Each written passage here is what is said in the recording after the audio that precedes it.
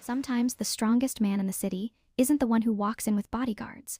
Sometimes it's the one who quietly stays until someone stops carrying the weight of the world alone.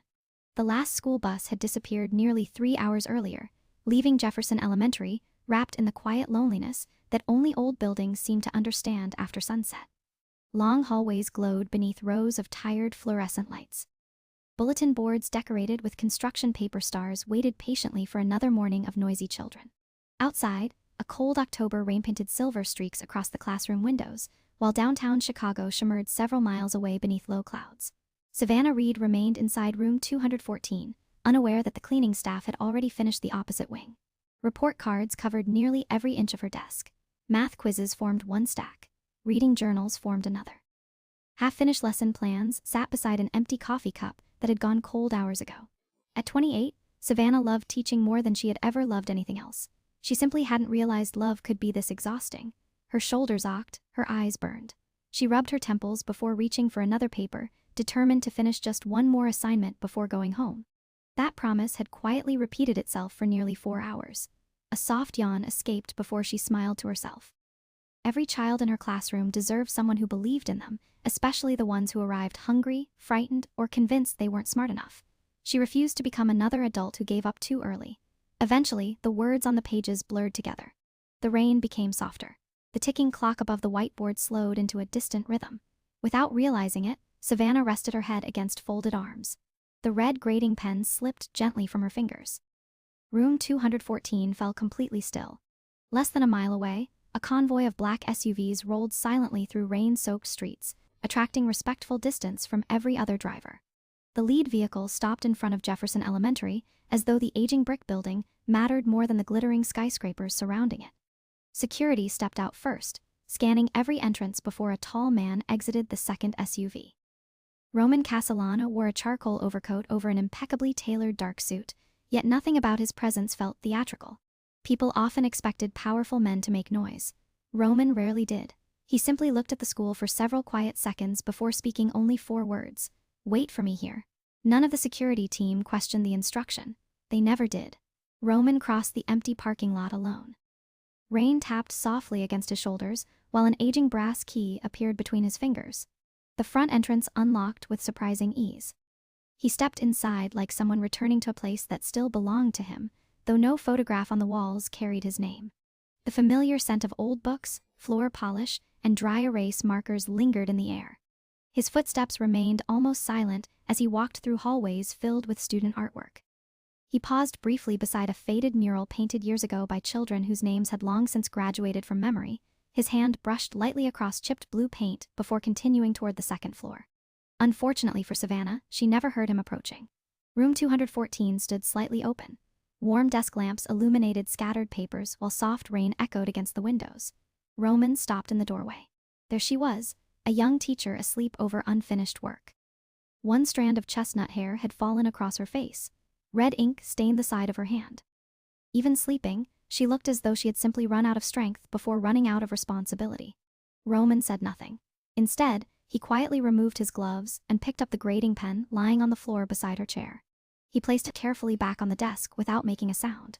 His eyes wandered across the essays waiting to be graded.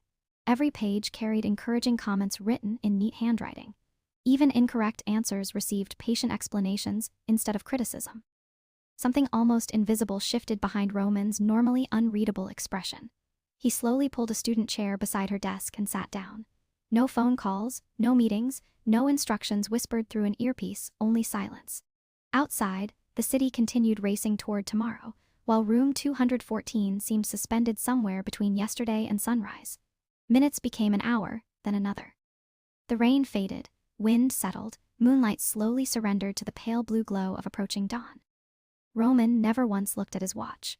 What Savannah couldn't possibly know was that this classroom held one secret capable of explaining why the most feared man in Chicago had chosen to spend an entire night protecting the sleep of a teacher who had never met him before. And when she finally opened her eyes, everything she believed about that stranger would begin to change. Morning arrived quietly, almost apologetically, as pale sunlight spilled across the rows of tiny desks and painted long golden lines across the classroom floor. Savannah Reed stirred before she fully opened her eyes. For one confused second, she thought she had fallen asleep at home with a stack of papers beside her bed. Then the familiar smell of dry erase markers, crayons, and old textbooks returned all at once.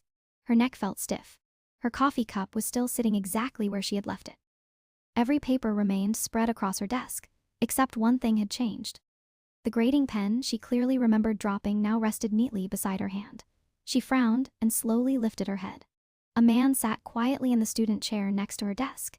He was reading one of the classroom library books with surprising patience, his posture relaxed, his dark overcoat folded across the back of another chair.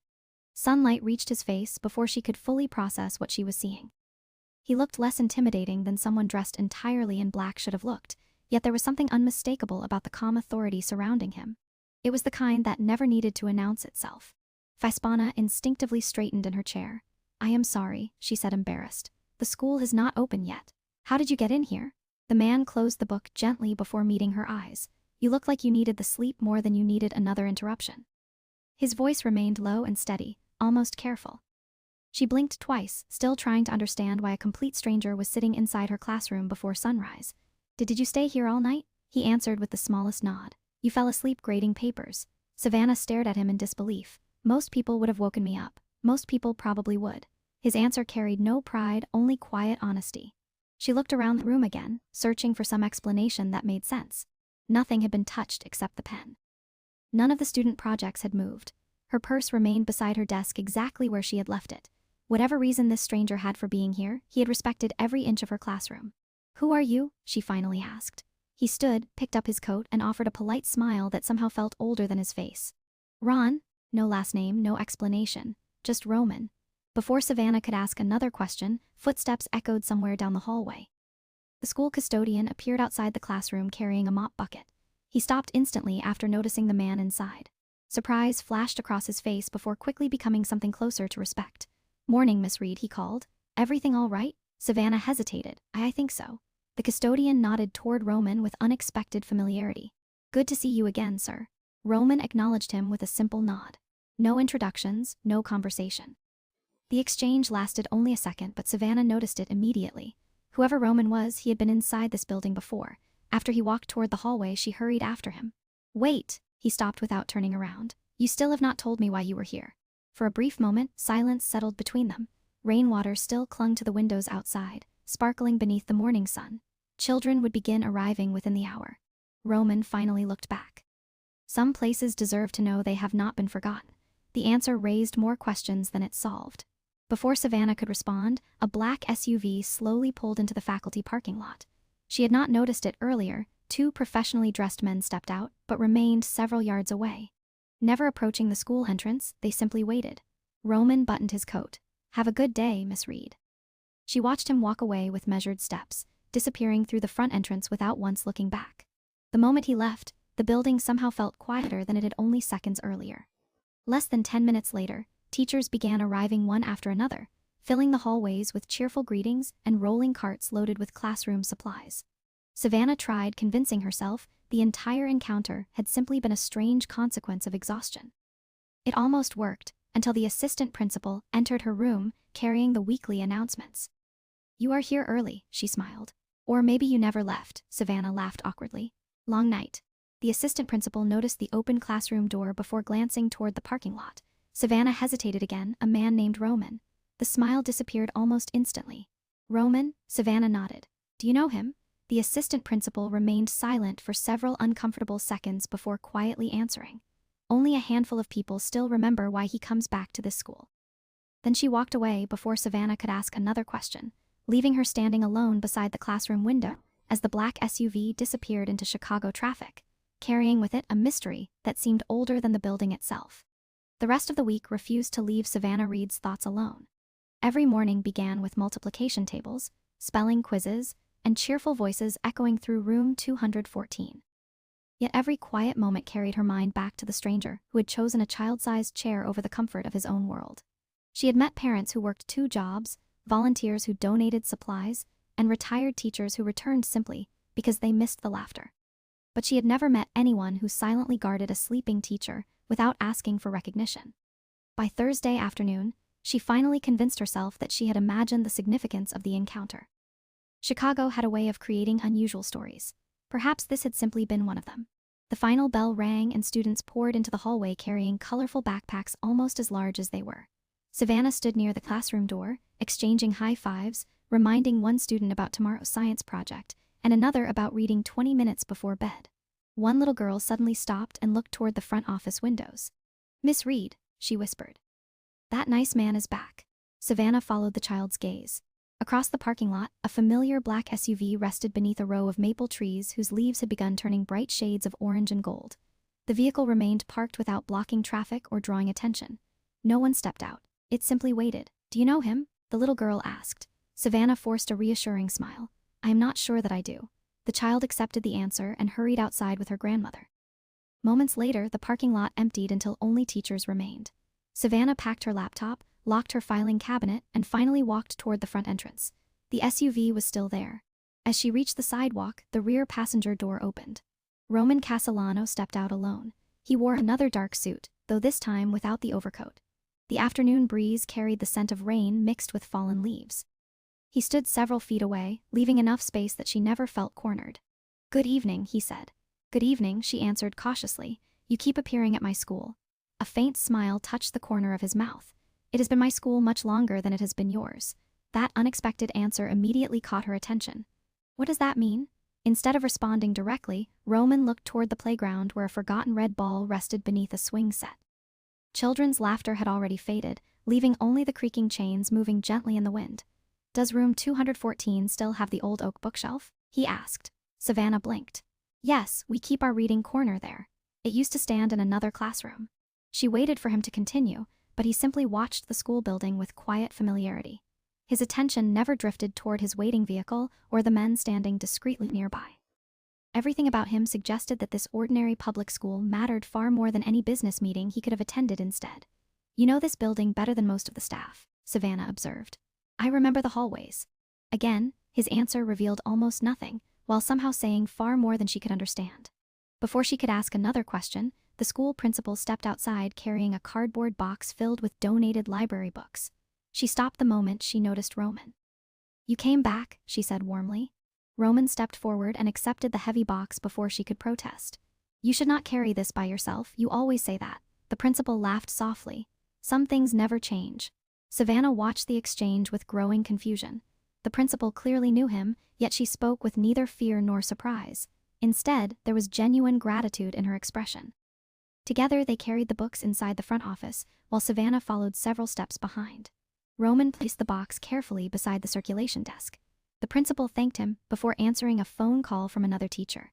During the brief silence, Savannah noticed something hanging on the office wall that she had somehow overlooked for months. It was an old class photograph, taken decades earlier. Dozens of smiling children sat in neat rows beside teachers whose fashions belonged to another era. One face near the back row immediately drew her attention. A young boy with dark hair and unusually serious eyes looked almost identical to Roman. Before she could move closer, another staff member unknowingly stepped in front of the photograph. When Savannah looked back again, Roman was already walking toward the exit. "You were a student here," she called after him. He paused with one hand resting lightly against the door. For the first time since they met, something vulnerable crossed at his expression before disappearing just as quickly. "A very long time ago," he answered quietly. Then he left without another word. What Savannah did not know was that hidden Zitto locked storage room on the second floor rested a collection of forgotten records that preserved the one chapter of Roman's childhood almost no one alive still remembered. And someone had quietly checked the lock only an hour before he arrived. Monday morning arrived with crisp autumn air drifting through the cracked classroom, windows carrying the scent of damp leaves and freshly cut grass from the playground. Savannah Reed greeted each student with her usual smile, but her attention wandered every time footsteps echoed outside room 214. She kept telling herself that Roman Castellano had simply been a former student with an unusual attachment to the school. It was the only explanation that sounded reasonable, yet nothing about him ever felt ordinary. During lunch, the teachers gathered in the faculty lounge, trading stories about weekend errands and upcoming parent conferences. Savannah stirred her soup absent-mindedly before finally asking the question that had followed her since Thursday. "Does anyone know much about Roman Castellano?" The room became noticeably quieter. One teacher glanced toward another before returning her attention to a stack of worksheets. A veteran music instructor finally spoke. People know the name. From where? Savannah asked. The woman shrugged gently. Different circles than ours. Before anyone could elaborate, the principal entered carrying a folder of district paperwork, immediately changing the conversation to school funding and classroom budgets. The moment passed, but Savannah noticed the hesitation. Everyone seemed to know something. No one seemed willing to explain it. That afternoon, heavy clouds gathered once again above Chicago, dimming the sunlight long before dismissal. As students packed their backpacks, one energetic boy tugged on Savannah's sleeve. "Miss Reed, somebody fixed the basketball hoop." She looked outside.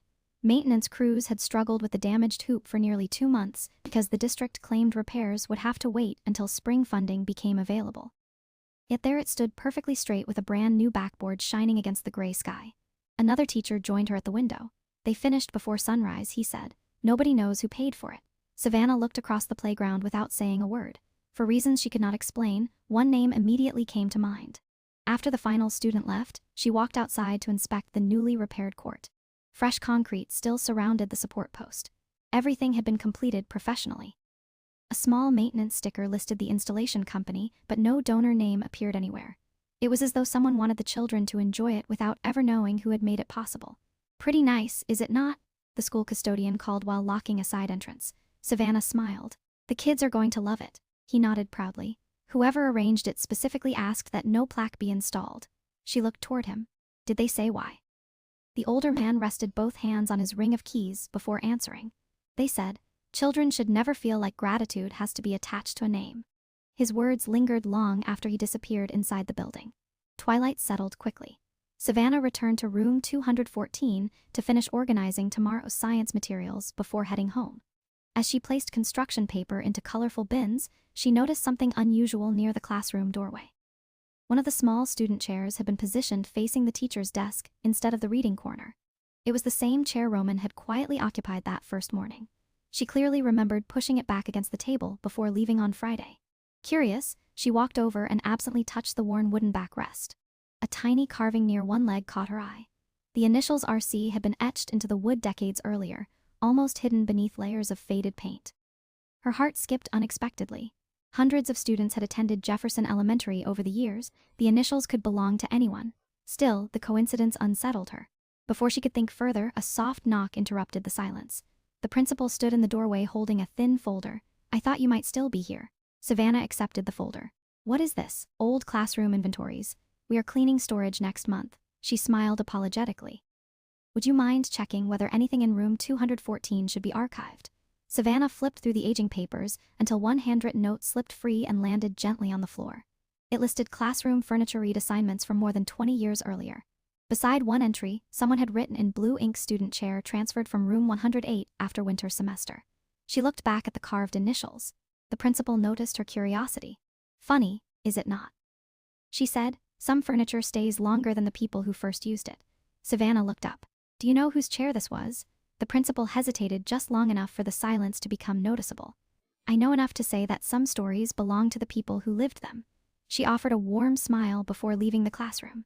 Savannah remained alone as evening shadows slowly filled the room once more. She gently returned the old chair to its place among the others, unaware that less than a mile away, Roman had just received a message, informing him that someone had finally begun asking the same questions he had spent years hoping no one would ever need to ask. The following afternoon, the sky over Chicago settled into a blanket of soft gray clouds that made the school feel smaller, warmer, almost protected from the restless city beyond its brick walls. Savannah Reed spent the last hour of class helping her students build miniature bridges from craft sticks and glue. Laughter bounced from one corner of room 214 to the other, as children proudly tested whose design could hold the most books before collapsing. For a little while, the questions surrounding Roman Castellano disappeared beneath ordinary moments that reminded her exactly why she had chosen this career. As the final bell rang, the room slowly emptied until only scattered supplies and the faint smell of glue remained. Savannah knelt beside one table collecting fallen craft sticks when she noticed one of her students lingering near the classroom door. 8-year-old Ethan held his backpack against his chest, his usual smile missing. "Everything all right?" she asked gently. The boy nodded too quickly.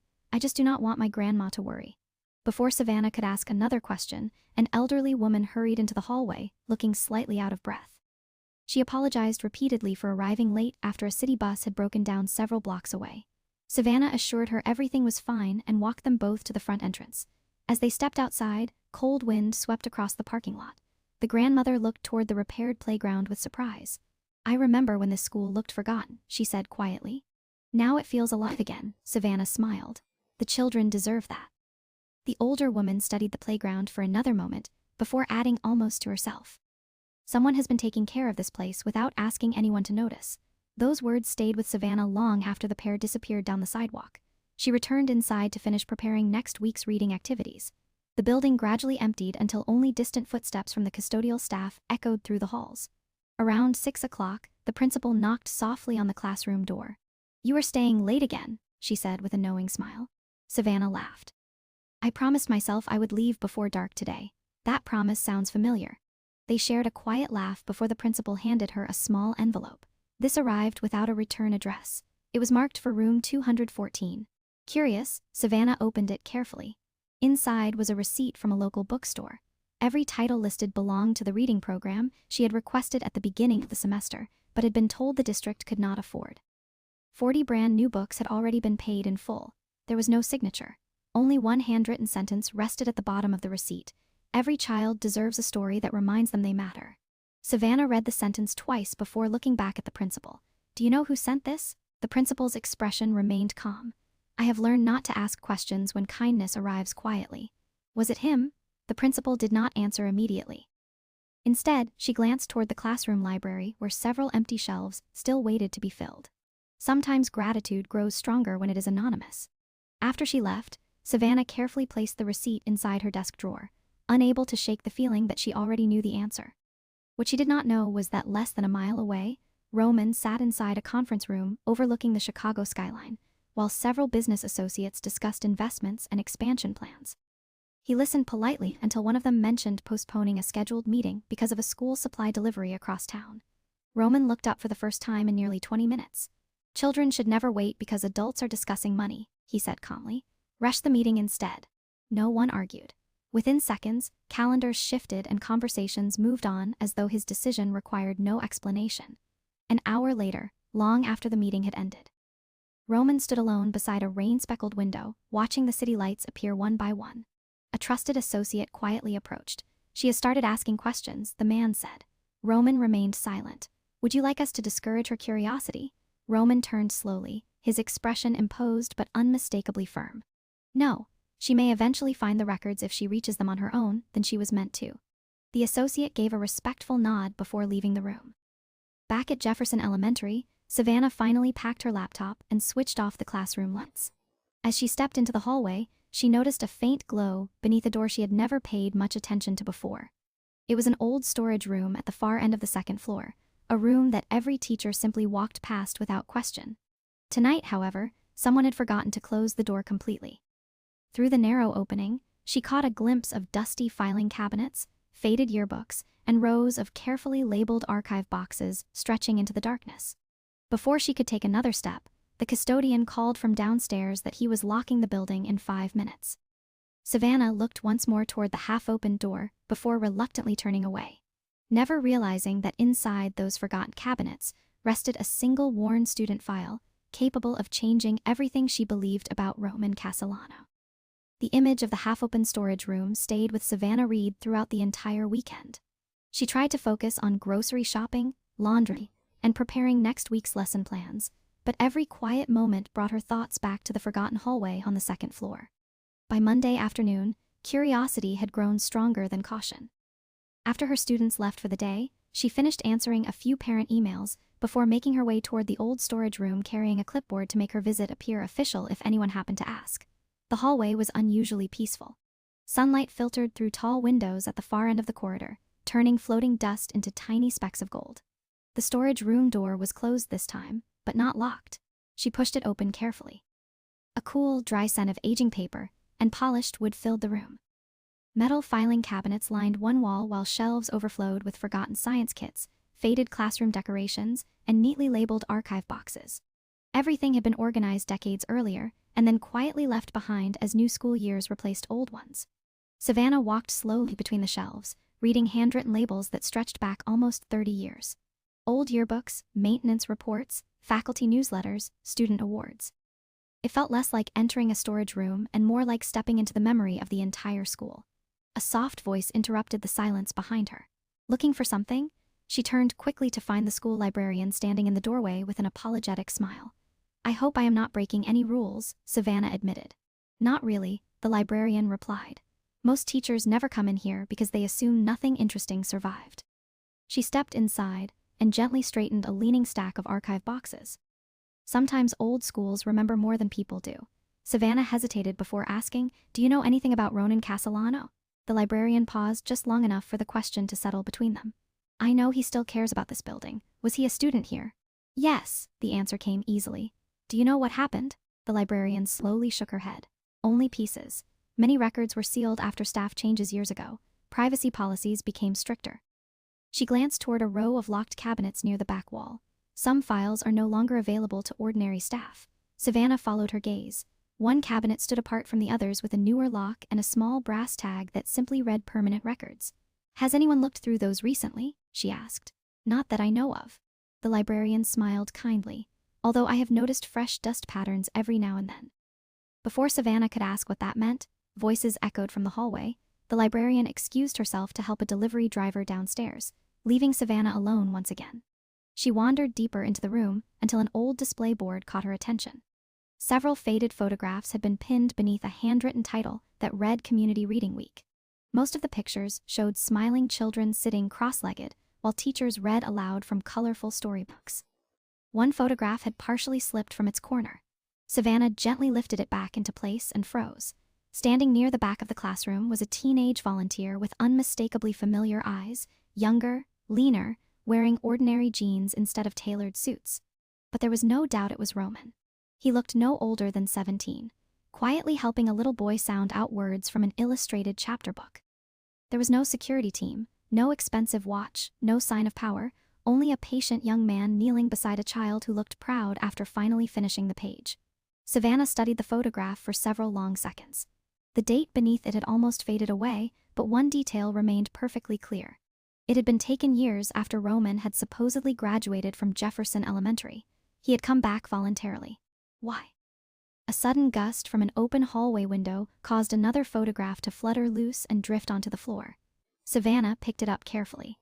On the back, someone had written a single sentence in blue ink. "Some students never stopped belonging here." She read the words twice before placing the picture back exactly where she had found it. What she could not possibly know was that, at that exact moment, Roman was sitting alone inside a quiet downtown office, holding an equally faded photograph from the very same school. His thumb rested gently against the corner of the picture before he returned it to a weathered envelope he had carried for years.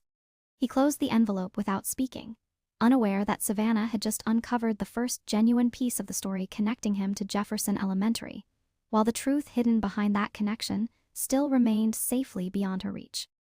Wednesday arrived wrapped in a steady autumn rain that turned the windows of Jefferson Elementary into mirrors reflecting warm classroom lights. Savannah Reed spent the morning helping her students rehearse for the annual reading celebration, listening as hesitant voices slowly became confident ones. Every encouraging smile reminded her of the faded photograph she had discovered in the archive room. She could still picture the young Roman kneeling beside a child with the same quiet patience she witnessed the morning he had allowed her to sleep. The image refused to leave her mind. After dismissal, the principal stopped by room 214, carrying 2 folders and a small cardboard box filled with newly delivered library books. "Would you mind helping me sort these?" she asked. Savannah gladly agreed. Together, they carried the books into the school library while soft rain drummed against the roof above them. The principal carefully placed each title onto a rolling cart before pausing beside an old display cabinet. Without saying a word, she unlocked one of the glass doors and removed a faded plaque covered with the names of former faculty members. Her fingers rested gently on one name before she looked towards Savannah. "Do you remember asking me why Roman keeps returning?" Savannah nodded. "I do." The principal took a slow breath. "Perhaps it is time you knew part of the answer." The library suddenly felt much quieter. Even the rain outside seemed to soften. More than 20 years ago, the principal began. "There was a teacher here named Eleanor Hayes. She taught 4th grade in this very building. She believed every child deserved one adult who never stopped believing in them." Savannah listened without interrupting. One winter morning, a quiet little boy arrived long before school started. His family life was difficult, and he often came early simply because he felt safer inside these walls than anywhere else.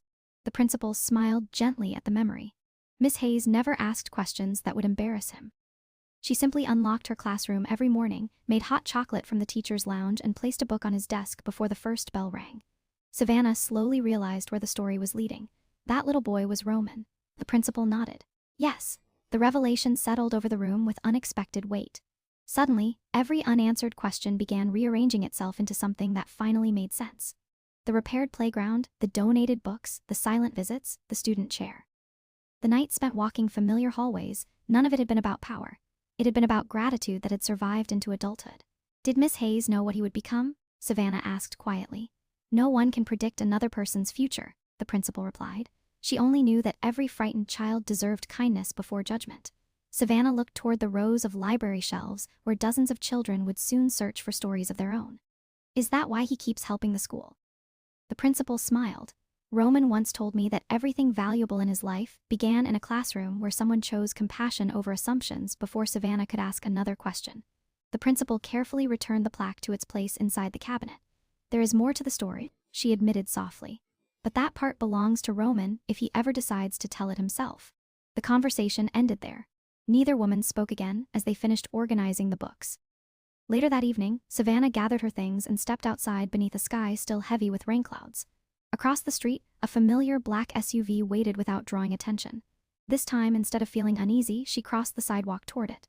Roman, a folded umbrella, but made no move to open it. He simply waited until she stopped a respectful distance away. I know now, she said quietly. He studied her expression without speaking. You were the little boy. For several seconds, only the rain answered. Roman finally gave the smallest nod. Miss Hayes changed my life before anyone else believed it could change. His voice remained calm, but there was something deeply genuine beneath every word. Savannah realized she was no longer looking at the city's most mysterious businessman. She was looking at the child who had never forgotten the teacher who welcomed him before sunrise with a warm drink and a book. Yet, even as that truth brought them closer, what Savannah still did not know was why every mention of Elelina Hayes caused a shadow to cross Roman's face. Because the greatest promise he had ever made inside Jefferson Elementary remained unspoken, waiting for the moment when the past would ask him to keep it one final time. The rain finally stopped overnight, leaving Chicago washed clean beneath a brilliant autumn sunrise. Golden light stretched across the playground as children raced toward the entrance carrying oversized backpacks and half-finished conversations. Savannah Reed stood at the classroom doorway, greeting every student by name. But something inside her had quietly shifted. Ever since learning about Roman Castiano's connection to Jefferson Elementary, she no longer saw an untouchable man surrounded by mystery. She saw the frightened little boy who had once arrived before dawn simply because one classroom had felt safer than the rest of the world. The thought stayed with her throughout the day. Every time she poured encouragement into a struggling reader or patiently explained another math problem, she wondered how many futures were quietly changing without anyone noticing. After school, the library buzzed with volunteers preparing for the annual family reading night. Parents arranged folding chairs, while teachers decorated bulletin boards with colorful paper leaves displaying each student's favorite book. Savannah carried stacks of novels from one table to another until she noticed a familiar figure standing alone near the back of the auditorium. Roman had arrived without security inside the building, dressed simply in a dark sweater beneath a charcoal jacket. He blended into the room more easily than she would have believed possible. Several longtime staff members greeted him warmly before returning to their work, treating him not as an important visitor, but as someone who had never truly left. Savannah walked toward him with an easy smile. I did not expect to see you here today. Roman glanced around the room as children tested microphones for the evening program. I have attended this event for many years. She looked surprised. Most people are paying attention to the children. His answer carried the same quiet humility she had begun recognizing in him. A little girl suddenly ran across the room, holding a picture book almost as large as her arms. She stopped in front of Roman without hesitation. Can you reach the top shelf? She asked innocently. Roman smiled and took the book from her hands before placing it carefully onto the highest display shelf. There you go, thank you. The child hurried away without realizing who he was. Savannah watched the exchange with quiet admiration. There was no hesitation in his movements, no attempt to impress anyone, only simple kindness offered without expectation. As families slowly filled the library that evening, the principal welcomed everyone before inviting volunteers to read aloud in different classrooms. To Savannah's surprise, Ronan quietly accepted a copy of Charlotte's Web and disappeared into a nearby reading corner where a dozen children gathered around him. His voice remained calm and steady, never theatrical, allowing the story itself to shine. The children listened with complete attention, laughing at the gentle moments and leaning forward during every page, standing unnoticed in the hallway. Savannah realized she had never seen him more comfortable than he was sitting in a tiny classroom surrounded by children. It was not power that fit him best. It was purpose. Later, after the families had gone home and volunteers stacked empty chairs, Savannah found Roman returning the book to the library cart. "Miss Hayes would have liked seeing that," she said softly. He lowered his eyes for a brief moment before answering. She believed every child deserved someone willing to read one more chapter. Savannah smiled. "It sounds like you remember every word she ever told you. Some lessons become part of who you are." They walked together through the quiet hallway without rushing toward the exit. Outside, the evening sky glowed deep orange as the last sunlight reflected across classroom windows. Savannah finally asked the question that had been growing inside her since the principal shared the story. "If Miss Hayes changed your life, why do I still feel like there is something you have never forgiven yourself for?" Roman stopped beside the old oak tree near the playground. For the first time, silence lingered longer than either of them expected. His expression softened with unmistakable sadness, though he never looked away from the school building. Because gratitude sometimes arrived too late, he answered quietly. Before Savannah could ask what he meant, the school bell tower chimed the hour, its familiar sound echoing across the empty playground. Roman offered a polite nod and walked toward the waiting SUV without another word.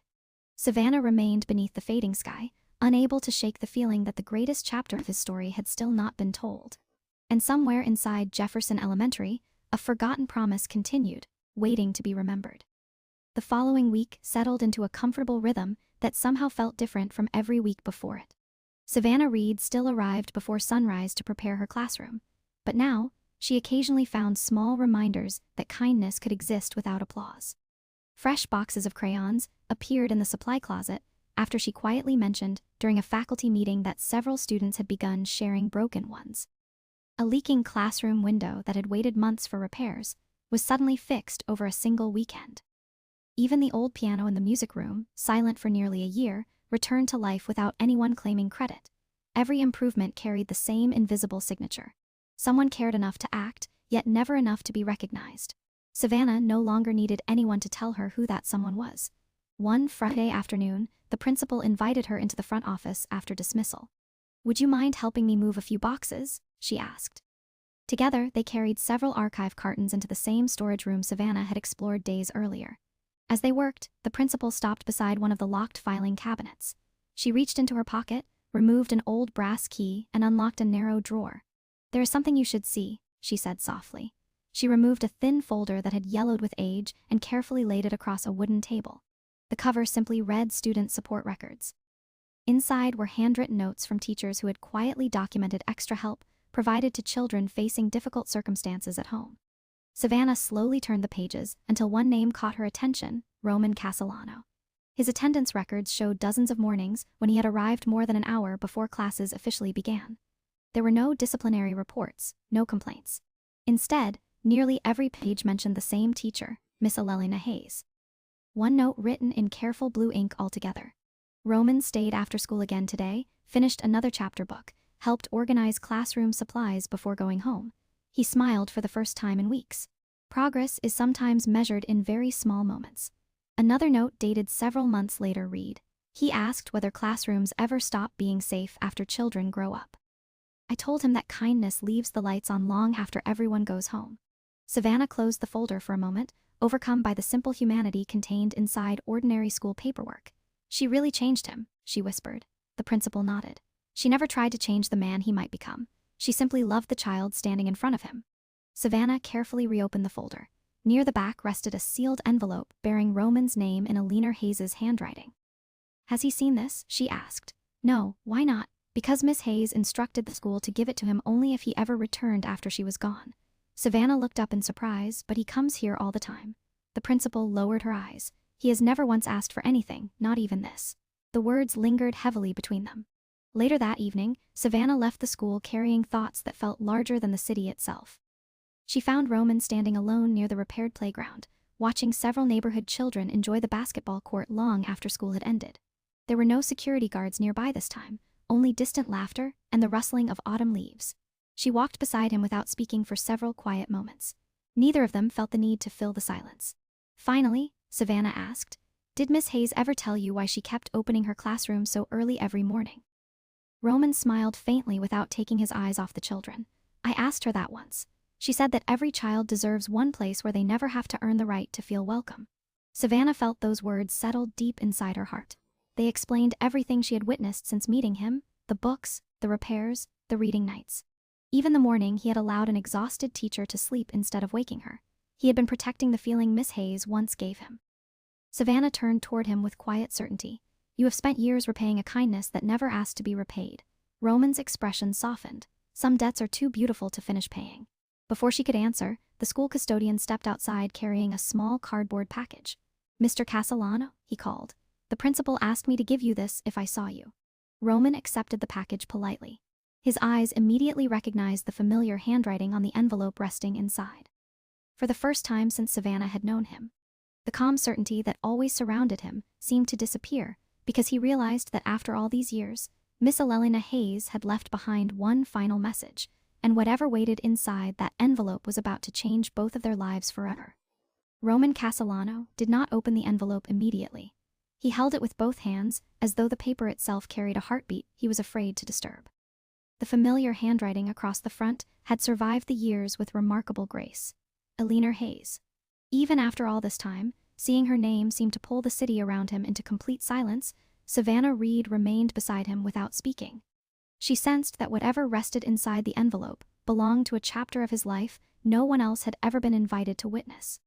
The playground behind them slowly emptied as the last neighborhood children headed home with basketballs tucked beneath their arms. Golden evening light stretched across the repaired court, reflecting softly against the classroom windows. Roman finally broke the seal. A single folded letter slipped into his hand. The paper had yellowed slightly with age, but every word remained clear.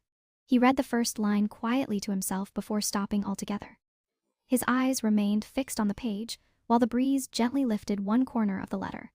Savannah noticed the smallest change in his expression. Not grief, not regret, something gentler, something that looked remarkably like peace arriving after a very long journey. Several quiet moments passed before Roman folded the letter once more. "She knew," he said softly. Savannah looked toward him. "Knew what?" He smiled with a warmth she had never seen before. "She knew I would come back one day." He carefully handed her the letter. "You should read it." Savannah hesitated. "Are you sure?" Roman answered with a simple nod. She unfolded the page with great care. The handwriting felt personal without being private, as though it had been written for anyone willing to choose kindness. "Dear Roman, if you are reading this, then you kept your promise. I always believed you would. You once asked me whether a classroom could still protect someone after they became an adult. The answer has never changed. It can, but only if people like you decide to keep opening the door for someone else. Do not spend your life trying to repay me. Spend it becoming the reason another child believes tomorrow will be better than today. If you ever meet another teacher who quietly carries more than anyone notices, remind her that she is not carrying it alone. Kindness always survives when someone chooses to continue it. I have never been proud of what you accomplished. I have always been proud of who you chose to become." Savannah lowered the letter slowly, her eyes filled with quiet emotion, not because the words were dramatic, but because they were so profoundly simple. She finally understood why Roman had repaired playgrounds without signing his name, donated books without accepting recognition, and spent an entire night protecting the sleep of an exhausted teacher. None of those acts had been random. Every one of them had been another sentence in a letter that had begun decades earlier inside Jefferson Elementary. "She already forgave whatever you thought you still owed," Savannah whispered. Roman looked toward the school building as warm light reflected across the old brick walls. "I spent years believing I had to earn the life she believed I deserved." Savannah folded the letter carefully before returning it to him. "She never asked you to earn it. She asked you to share it." Those words settled between them with quiet certainty. Roman looked back toward the classrooms where light still glowed inside a few windows. "There is one more thing I need to do."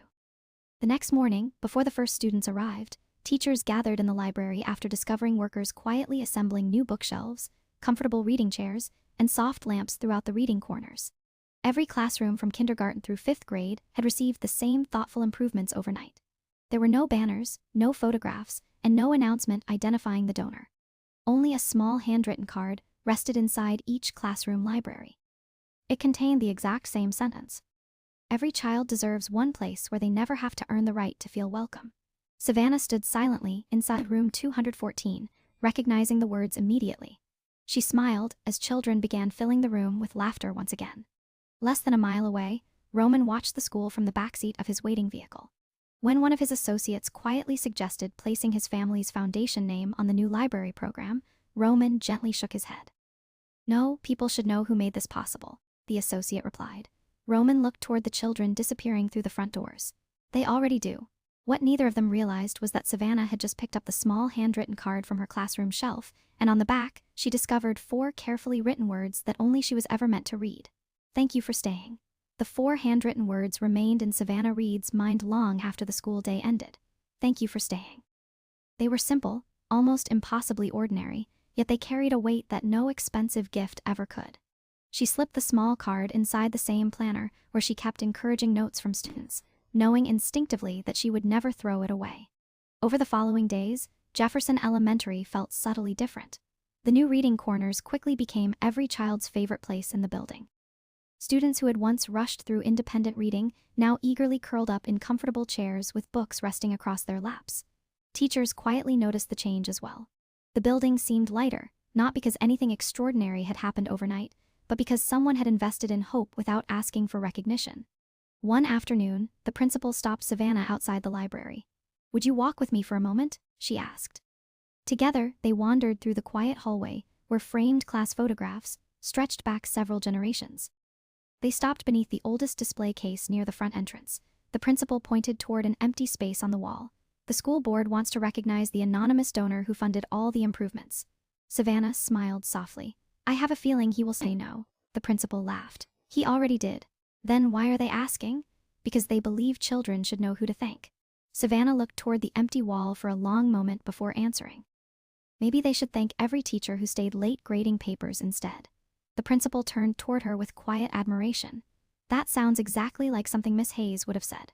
Later that evening, Savannah found Roman waiting beneath the large oak tree beside the playground. There was no black SUV in sight this time. He stood alone with his hands tucked inside the pockets of a simple dark coat, while orange leaves drifted gently onto the sidewalk around him. The city seemed unusually quiet. Savannah walked beside him until they reached the repaired basketball court. Neither of them rushed to speak. "The school board wants to put your name on a plaque," she finally said. Roman smiled faintly. "I assumed they might. They think the children should know." He looked towards several students laughing on the swings with their parents nearby. "If they remember a name, they will eventually forget the reason behind it." Savannah nodded thoughtfully. "And what do you hope they remember instead?" Roman answered without hesitation that someone believed they mattered. The simplicity of his answer filled the silence between them. Savannah suddenly understood that everything he had built around the school had never been about preserving his own legacy. It had always been about protecting someone else's future. She reached into her bag and carefully removed the handwritten card he had left inside her classroom. "I wanted to return this," she said gently. Roman looked at it but made no move to take it. "Keep it." "Why?" "Because it was true." Savannah lowered the card slowly. "You thank me for staying?" Roman's expression softened beneath the fading afternoon light. "The morning I found you asleep in your classroom, I saw someone carrying the same quiet responsibility Miss Hayes carried years ago. You reminded me that there are still teachers willing to give more than anyone ever asks of them." Savannah felt her eyes fill with emotion, though she smiled through it. "I thought I was helping children." Roman shook his head gently. "You are, but sometimes you are also helping adults remember who they were supposed to become." A breeze carried another wave of leaves across the empty playground as the school bell rang once, signaling the end of an after-school activity. Savannah looked toward the classrooms glowing warmly in the evening light. "I used to think this building was changing because of you," she admitted. "Now I think it has always been changing people." Roman followed her gaze toward room 214. "That is what good schools do." They stood together in comfortable silence until the last families headed home. Before leaving, Savannah looked at him one final time. Miss Hayes was right about one thing. Ronan raised an eyebrow with quiet curiosity. "Which part?" She smiled. "Kindness really does leave the lights on long after everyone goes home." Roman looked back at the illuminated windows of Jefferson Elementary. And for the first time in many years, the promise he had carried since childhood no longer felt like a burden. It finally felt like a life fully lived. Winter arrived gently in Chicago, wrapping Jefferson Elementary in crisp mornings and quiet afternoons filled with holiday artwork taped proudly across classroom walls. Paper snowflakes hung from the ceiling of room 214, while construction paper trees covered one bulletin board beneath the words, "Every story matters." Savannah Reed watched her students read aloud to younger classes with growing confidence, realizing that the greatest victories inside a school were almost always invisible to everyone outside its walls. One shy reader who had barely spoken during September now volunteered to read entire pages without hesitation. Another student who once believed books were too difficult proudly carried home a library card tucked inside a favorite novel. Every small success reminded Savannah that change rarely announced itself. It simply appeared one patient day after another. Late one afternoon, after the final dismissal bell echoed through the building, the principal invited the faculty into the library for a brief meeting. Instead of discussing budgets or testing schedules, she placed a framed photograph on the table. It showed Alina Hayes, surrounded by smiling students decades earlier, standing in front of the very same oak bookshelf that still rested inside room 214. Beside the photograph sat a small brass plate engraved with a single sentence: "One teacher can become the beginning of someone else's future." The principal smiled warmly at her staff. "This will remain in our library from now on, not as a memorial to one person, but as a reminder of what every educator has the chance to become." The room fell silent as teachers studied the photograph. Savannah looked toward the familiar face of Miss Hayes and quietly smiled, knowing her influence had never truly ended. It had simply continued through countless people who never even realized they were carrying it forward. As the meeting ended, Savannah lingered behind to straighten several chairs. When she stepped outside, she found Roman Castellano waiting beneath softly falling snow. Tiny white flakes rested across the shoulders of his dark coat, while the playground stood peacefully empty behind him. There were no meetings waiting for him, no hurried phone calls, no visible reminder of the complicated world he normally carried. For once he simply looked like someone returning to a place that felt like home. "I thought you might still be here," he said. Savannah smiled. "You always seem to know when I stay late." Roman glanced toward the classroom windows glowing against the early evening sky. Teachers who care usually do. They slowly walked across the quiet playground together. The repaired basketball court now carried footprints left by children who had played there during recess. The library windows shone warmly in the distance, filled with new books already showing signs of eager hands turning their pages. Savannah looked around the school with quiet satisfaction. "You fulfilled Miss Hayes' request." Roman gently shook his head. "No," she looked at him curiously. "I only continued what she started." They stopped beside the old oak tree where golden leaves had once covered the ground. Now its bare branches stretched peacefully toward the winter sky. Savannah reached into her bag and removed a folded stack of handwritten letters from her students. "These are thank you notes they wrote for everyone who helped our school this year," she explained. "None of them know your name." Roman smiled softly. "That is exactly how it should be." She handed him one letter anyway. "Then read just one." He unfolded the paper carefully. Crayon handwriting covered the page with uneven lines and misspelled words. "Thank you to the person who fixed our playground. My little brother laughs there every day. I do not know who you are, but I hope someone is nice to you, too." Roman read the final sentence twice before carefully folding the letter again. His eyes drifted toward the empty swings, moving gently in the cold breeze. "Miss Hayes would have liked this," Savannah whispered. He nodded slowly. She would have loved knowing the children never stopped being the reason. Snow continued falling around them, soft enough that neither hurried toward shelter. The city beyond the school carried on with its endless movement. Yet inside those familiar brick walls, time seemed to slow once again. Savannah realized she was no longer standing beside the mysterious man she had once feared to approach. She was standing beside someone whose greatest achievement had never been the power he possessed, but the promise he had quietly kept for decades. As they walked back toward the school entrance together, the library lights reflected across the snow-covered sidewalk like tiny stars leading them home. And for the first time since their paths crossed, neither of them felt as though they were carrying the future alone. Spring arrived almost unnoticed, replacing snow with gentle rain and bare branches with fresh green leaves that framed the familiar brick walls of Jefferson Elementary. The school breathed with a different kind of energy now. Children filled the library corners that had once stood empty.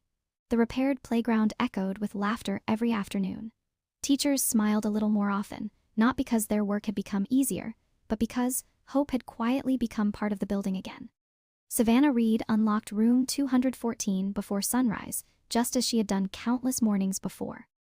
She carried a stack of essays to her desk and paused beside the old oak bookshelf that had witnessed generations of children discovering stories for the very first time. The student chair with a faded initials still rested near the reading corner. She gently brushed her hand across its worn wooden back before sitting down to begin grading papers. Outside, dawn slowly painted the sky with soft shades of gold and blue. A quiet knock interrupted the silence.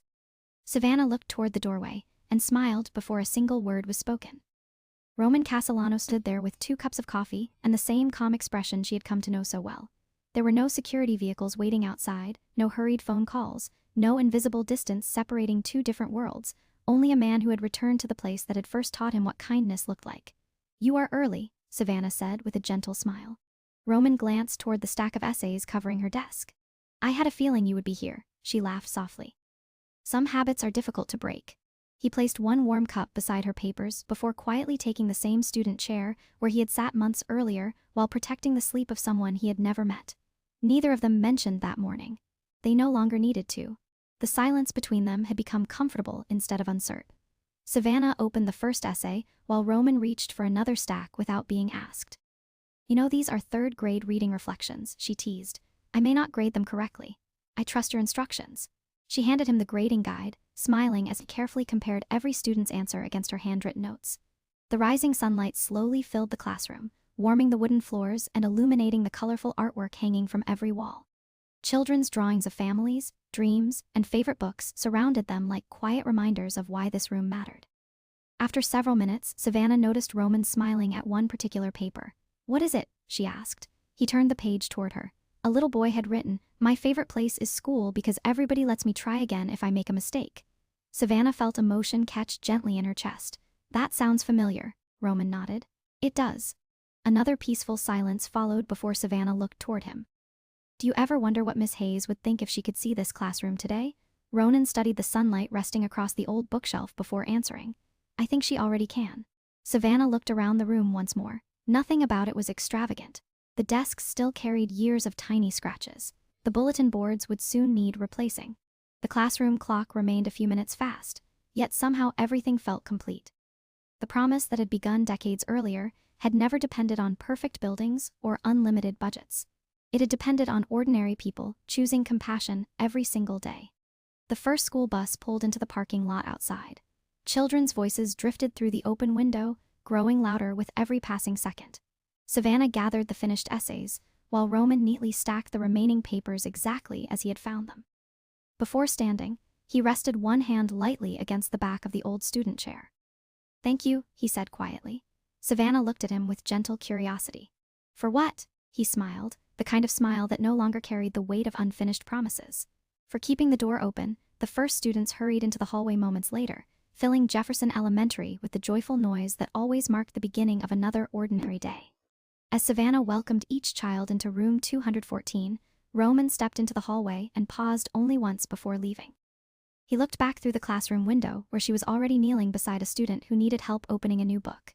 He smiled with quiet certainty, then walked into the bright morning, knowing the promise Elelina Hayes had once entrusted to a frightened little boy no longer belonged to him alone. Inside the classroom, sunlight reached the old oak bookshelf, the worn student chair, and the desk, where 2 empty coffee cups rested beside neatly graded papers. Months earlier, one exhausted teacher had fallen asleep there, with no one expecting company before dawn. Now the room welcomed a new morning with 2 lives forever changed by the simple decision to stay. And as the laughter of children filled every corner once more, the classroom proved that kindness, once given freely, never truly reaches an ending. Because it quietly becomes the beginning of someone else's.